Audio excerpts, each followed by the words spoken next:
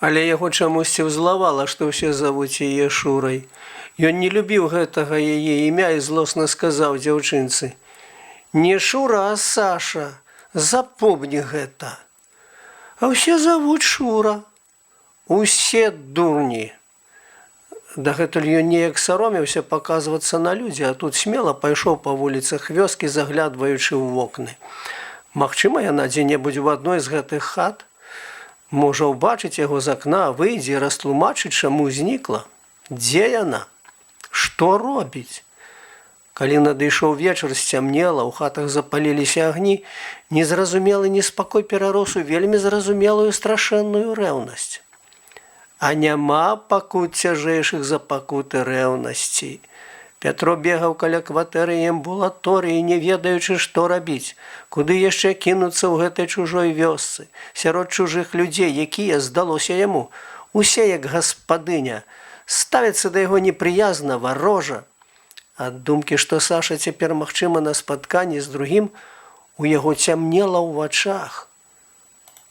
Ён стагнаў, як ад болю, і паўтараў самыя бязлітасныя словы, якія скажа ёй.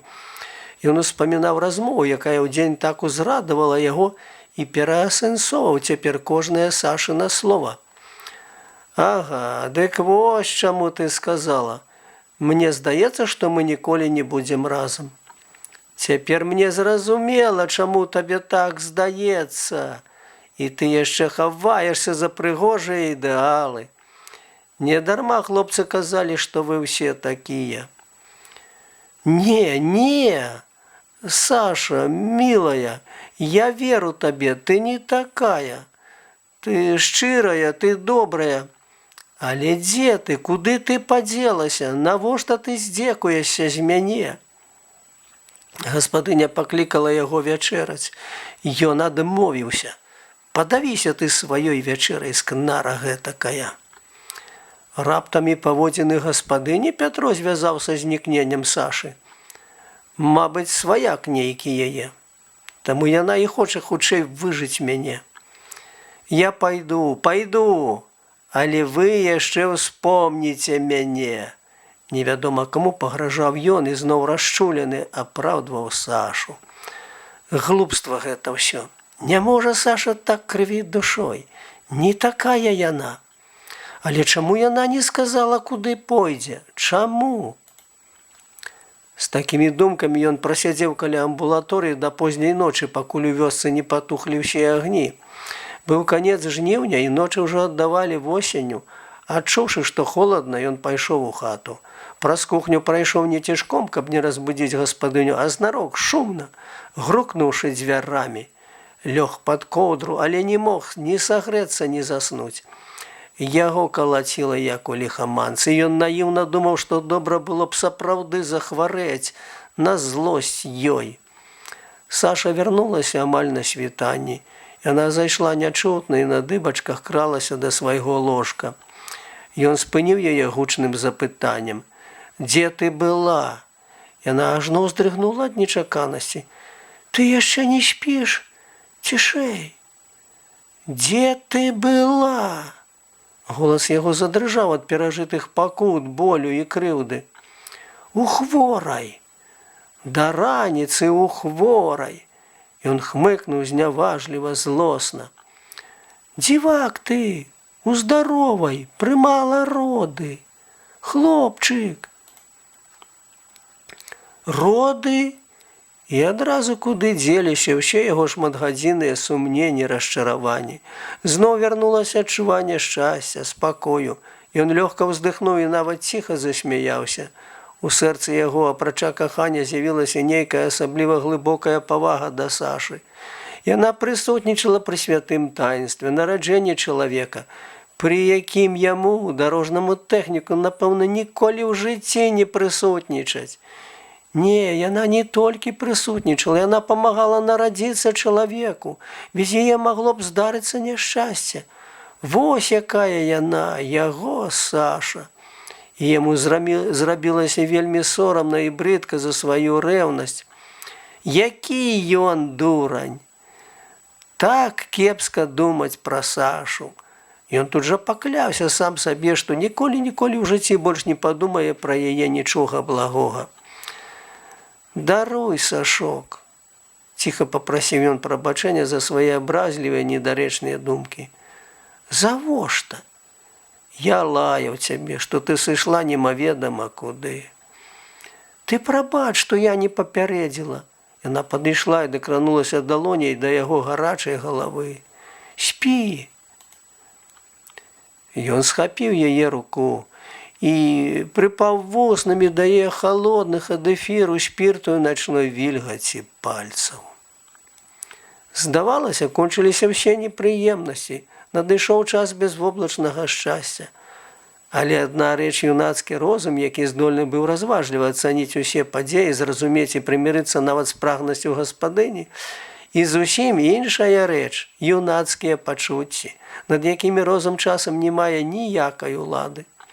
Пятро пакляўся ўначы, што ніколі ў яго сэрцы не будзе такога агіднага пачуцця, як рэўнасць, і што ён не будзе звяртаць увагі на гаспадыню. І на злосць ёй будзе жыць паўмесяца, а то і больш. Заняткі ў сувязі з практыкай у іх пачыналіся на месяц пазней, у кастрычніку. Але ўсе гэтыя клятвы і перакананні мелі сілу нядоўга, да раніцы, пакуль ён спаў. А потым зноў пачаліся непрыемнасці. І зноў з-за гаспадыні. Колькі яшчэ ў нас выпадкаў, калі шчырае каханне, самыя лепшыя пачуцці і жаданні разбіваюцца аб вострыя скалы матэрыяльнага разліку, скнарасці ці проста чалавечай дурноты. Калі такія людзі стануць на дарозе да твайго шчасця, юнак, смела падымайся над імі. У такім выпадку ты маеш поўнае маральнае права зрабіць гэта і, стаўшы над імі, спіхай іх прэч з дарогі, не зважаючы ні на што. Ні на іх сівыя валасы, ні на словы любві да цябе. Праўда, абставіны звычайна складваюцца так, што гэта вельмі нялёгка зрабіць. Але знайдзі ў сабе сілы, бо гэта адзіная магчымасць ратаваць сваё шчасце. Інакш яго растопчуць, забрудзяць. На снеданне гаспадыня падала яечню. На вялікай скавародцы гарэлі сонцамі паміж апетытных кавалкаў румянага сала штук 6 жаўткоў. Саша ажно пасвятлела ад задавальнення. Размова памагла. Але калі селі за стол, выявілі, што няма хлеба. «А хлеб, Аня?» – спытала Саша, думаючы, што гаспадыня забылася падаць хлеб. «Хлеба няма, Шурачка, ніяк змалоць не магу, тыдзень бегаю на млын. Это ж цэлае няшчасце. Раней в адной нашай вёсцы колькі млыноў было, а цяпер на паўраёна адзін млын. Хто сядзіць там, той меля, а мне сядзець няма калі. Каровы яшчурам хварэюць.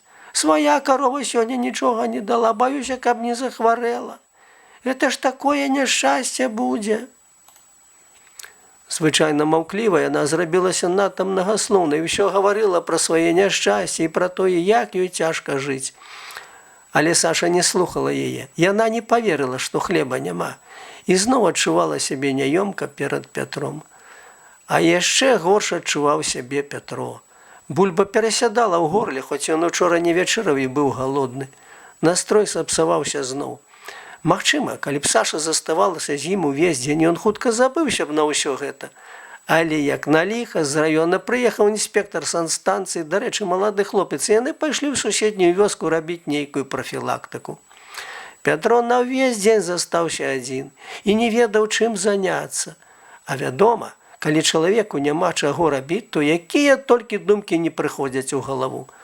Праўда, прыступу беспадстаўнай недарэчнай рэўнасці больш не было, але думкі ўсё ж прыходзілі сумныя.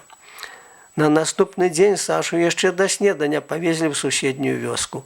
Прыехаў па яе сам старшыня калгаса, тоўсты вясёлы чалавек, які, убачыўшы Пятра, раптам пачаў віншаваць дзяўчыну і вельмі збянтэжыў гэтым іх абаіх. Саша паабяцала хутка вярнуцца, але не вярнулася і на абед. Тады, не маючы больш сіл сумаваць і думаць ліха ведае што, Пятро пайшоў у тую вёску, куды яна паехала. Яму пашанцавала. Ён сустрэў Сашу ў канцы вуліцы. Яна стаяла з нейкім маладым чалавекам і весела размаўляла. У Пятра ёкнула сэрца, але ён рашуча наблізіўся. Саша здзівілася, убачыўшы яго. «І ты тут?» – спытала яна і пачырванела. Гэта ўзмоцніла яго падазронасць. Ён тут жа ўспомніў, што і роды пазаўчора яна прымала ў гэтай жа вёсцы. Кроў балюча стукнула ў скроні. «Знаёмцеся», – сказала яна, – «гэта мой брат». Малады чалавек, які, аднак, быў гадоў на 5 старэйшы за Пятра, з усведамленнем уласнай годнасці працягнуў руку і назваў увесь свой тытул. «Настаўнік Уладзімір Іванович Лялькевіч». Пятров адказ буркнуў адно імя. «Хадзем, Александра Фёдоровна, пагуляем у валейбол. У школе якраз мае калегі і вучні старэйшых класаў сабраліся», – прапанаваў настаўнік. Саша адразу згадзілася, і гэта яшчэ больш балюча разанула па сэрцы юнака. Яна з радасцю згаджаецца, не думаючы, што я прыйшоў па яе, што я не абедаў.